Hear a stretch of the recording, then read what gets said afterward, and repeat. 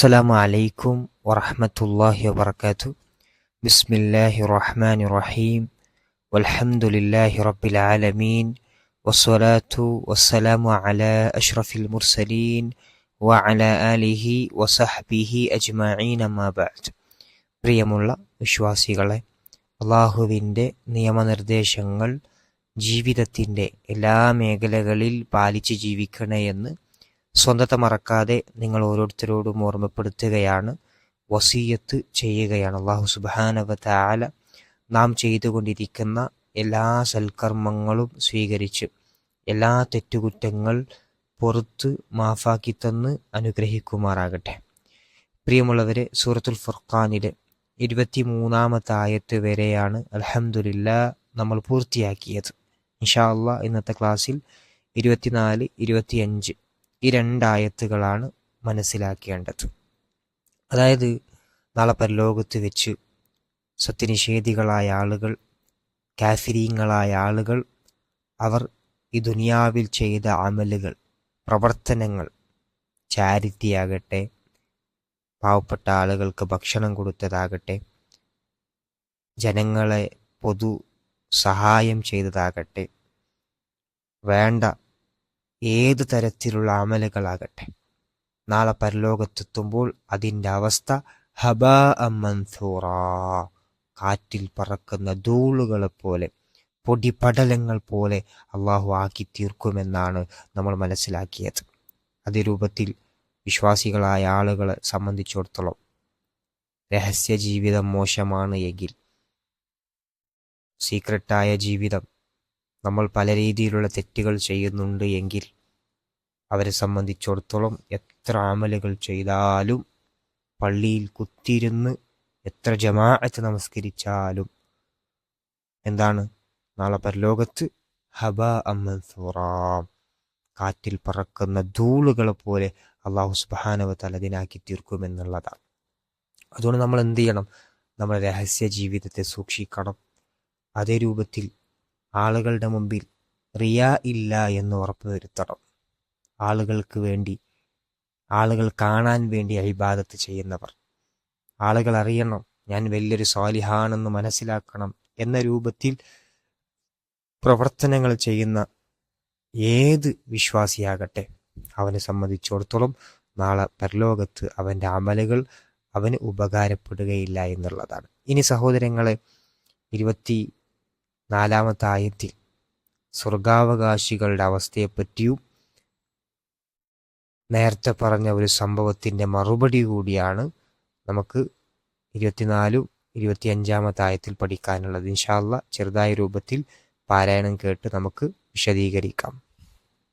أصحاب الجنة يومئذ خير مستقرا وأحسن مقيلا ويوم تشقق السماء بالغمام ونزل الملائكة تنزيلا. അല്ലാഹു സുബ്ഹാനഹു വ തആല പറയുകയാണ്, അസ്ഹാബുൽ ജന്നതി, സ്വർഗത്തിൻ്റെ ആളുകൾ, സ്വർഗാവകാശികൾ, അവരെ സംബന്ധിച്ചിടത്തോളം യൗമ ഇദിൻ, അന്നേ ദിവസം, അതായത് നാളെ പരലോകത്ത്, നാളെ ആഖിറത്തിൽ സത്യനിഷേധികളായ ആളുകളുടെ അമലുകൾ ബാത്തിലാകുന്ന ദിവസം, സത്യനിഷേധികളായ ആളുകളുടെ പ്രവർത്തനങ്ങൾ ഹബാഅൻ മൻസൂറാ, കാറ്റിൽ പറക്കുന്ന ധൂളുകളാക്കി തീർക്കുന്ന ദിവസം, സത്യവിശ്വാസികളെ സംബന്ധിച്ചിടത്തോളം, സത്യവിശ്വാസികളായ ജനങ്ങളെ സംബന്ധിച്ചിടത്തോളം ഖൈറും മുസ്തഖറൻ, അവരുടെ താമസ സ്ഥലം അത് ഖൈറായവരായിരിക്കും. ഏറ്റവും ഖൈറായ താമസ സ്ഥലമാണ് നാളെ സ്വർഗത്തിൽ സ്വർഗാവകാശികൾക്കുള്ളത് എന്ന് അല്ലാഹു സുബ്ഹാനഹു വ തആല വളരെ വ്യക്തമായി തന്നെ നമ്മെ പഠിപ്പിക്കുകയാണ്. അതുമാത്രമല്ല, വ അഹ്സനു മഖീലാ, അവരുടെ വിശ്രമ കേന്ദ്രം അത് ഏറ്റവും ഭംഗിയുള്ളതാണ്, ഏറ്റവും അഹ്സനായതാണ് എന്ന് നമ്മെ പഠിപ്പിച്ചു. ഏറ്റവും അഹ്സനായ എന്നെന്നും ജീവിക്കാൻ കഴിയുന്ന ഒരു വിശ്രമ കേന്ദ്രമാണ് അള്ളാഹു വിശ്വാസികൾക്ക് ഒരുക്കി വെച്ചിട്ടുള്ളത്.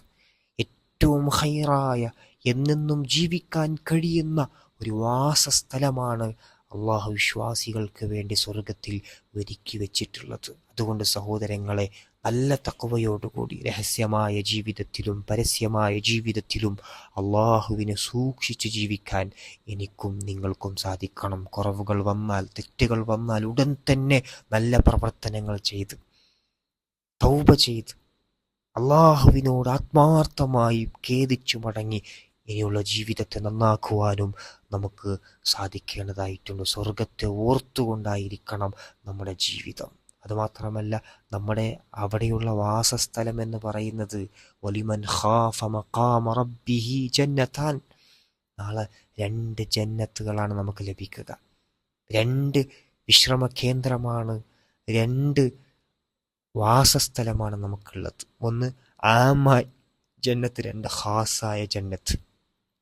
ആമായ ജന്നത്ത് എന്ന് പറഞ്ഞാൽ എല്ലാവർക്കും വരാൻ സാധിക്കുന്ന ഒരു വിശ്രമ കേന്ദ്രമാണ്. എന്നാൽ ഖാസായത് ആർക്കും വരാൻ കഴിയില്ല. നമ്മുടെ ഇണയും നമ്മളും അതിരൂപത്തിൽ നമ്മുടെ കുടുംബത്തിന് മാത്രം പ്രവേശിക്കാൻ കഴിയുന്ന അങ്ങനെയുള്ള വാസസ്ഥലവും വിശ്വാസികൾക്ക് അവിടെ അല്ലാഹു ഒരുക്കി വെച്ചിട്ടുണ്ട് എന്നുള്ളതാണ്. അത് ഓർത്തുകൊണ്ട് സഹോദരങ്ങളെ, ഈ ദുനിയാവിൽ നല്ല പ്രവർത്തനങ്ങൾ ചെയ്യാൻ നമുക്ക് സാധിക്കേണ്ടതായിട്ടുണ്ട്.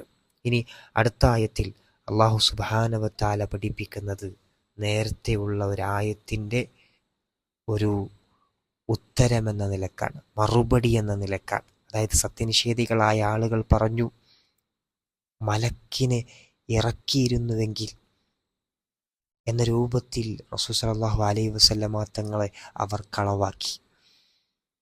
ആ സമയത്ത് ഒന്നാമത്തെ മറുപടിയായി അള്ളാഹു പറഞ്ഞു, സത്യനിഷേധികൾ എന്ത് ചെയ്യും? മലക്കുകളെ കാണും. അവരിലേക്ക് അള്ളാഹു മലക്കിനെ ഇറക്കും. പക്ഷെ കാണുന്നതോ ഭയങ്കര ഭീകരമായ അവസ്ഥയിലായിരിക്കും. കാണുമ്പോൾ അവർ വേണ്ട വേണ്ട, അരുത് അരുത് എന്നവർ പറഞ്ഞു പോകും. എപ്പോഴാണ്? ഒന്ന് റൂഹ് വലിക്കുന്ന സാഹചര്യത്തിൽ, അല്ലെ? മലക്കുൽ മൗത്ത് ഭീകരാവസ്ഥയിലായിരിക്കും അവരുടെ അടുത്തേക്ക് കടന്നു വരിക. അവർ തടയുമത്രേ. തടസ്സം തടസ്സം എന്ന് പറയും. രണ്ടാമത്തത് പരലോകത്ത് ഖബറിൽ. അതേ രൂപത്തിൽ അല്ലാഹു സുബ്ഹാനഹു വ തആല അടുത്തതായി അവർക്ക് മറുപടി ആയിക്കൊണ്ട് അതിന് തന്നെ പറയാണ്, മൂന്നാമത്തതായി പറയാണ്, വയൗമ തശഖഖു, അന്നേ ദിവസം, തശഖഖു പൊട്ടിപ്പിളരുന്ന ദിവസം, അസ്സമാഉ ആകാശം അത് പൊട്ടിപ്പിളരുന്ന ദിവസം, ബിൽ ഗമാമി, ബിൽ ഗമാമി മേഘപടലവും കൊണ്ട്, കാർമേഘവും കൊണ്ട്, മോടവും കൊണ്ട് ഈ ആകാശം പൊട്ടിപ്പിളരുന്ന ആ ഒരു സാഹചര്യത്തിൽ, വനുസ്സിലൽ മലായികതു തൻസീല, വനുസ്സില ഇറക്കപ്പെടുകയും ചെയ്യും. ആര്? അൽ മലായികതു മലക്കുകൾ, മാലാകന്മാർ, തൻസീല ഒരു തരം ഇറക്കപ്പെടൽ, ശക്തമായ ഒരു ഇറക്കപ്പെടലായിരിക്കും മലക്കുകൾ ആ സാഹചര്യത്തിൽ, ആകാശം പൊട്ടിപ്പിളരുന്ന സാഹചര്യത്തിൽ ഇറക്കപ്പെടുന്നത്. അപ്പോൾ ആ സമയത്തും അവർ വല്ലാതെ പേടിയോടുകൂടിയാണ് കാണുന്നത് എന്ന് അല്ലാഹു സുബ്ഹാനഹു വ തആല വളരെ ഗൗരവത്തോടുകൂടി ഉത്തരം നൽകുകയാണ്, മറുപടി നൽകുകയാണ്. അപ്പോൾ സത്യനിഷേധികളായ ആളുകൾ അവർ റസൂൽ സല്ലല്ലാഹു അലൈഹി വസല്ലമ തങ്ങളെ അംഗീകരിക്കാൻ, വിശ്വസിക്കാൻ തയ്യാറില്ല എന്നതാണ്. അവരുടെ കിബിർ, അവരുടെ അഹങ്കാരം അതിന് സമ്മതിച്ചിട്ടില്ല. എന്നാൽ അവർക്ക് നാളെ പരലോകത്ത് നരകമാണ് കാത്തിരിക്കുന്നത് എന്ന ഒരു സൂചനയാണ് വ്യക്തമായി തന്നെ ഈ ആയത്തുകളിലൂടെ അല്ലാഹു സുബ്ഹാനഹു വ തആല പഠിപ്പിക്കുന്നത്. അല്ലാഹു സുബ്ഹാനഹു വ തആല നാം പഠിച്ചത് ഇൽമ് അത് നാഫിയായ ഇൽമാക്കി മാറ്റട്ടെ. വാഖിറു ദഅവാന അനിൽ ഹംദുലില്ലാഹി റബ്ബിൽ ആലമീൻ. അസ്സലാമു അലൈക്കും വറഹ്മത്തുള്ളാഹി വബറകാതുഹു.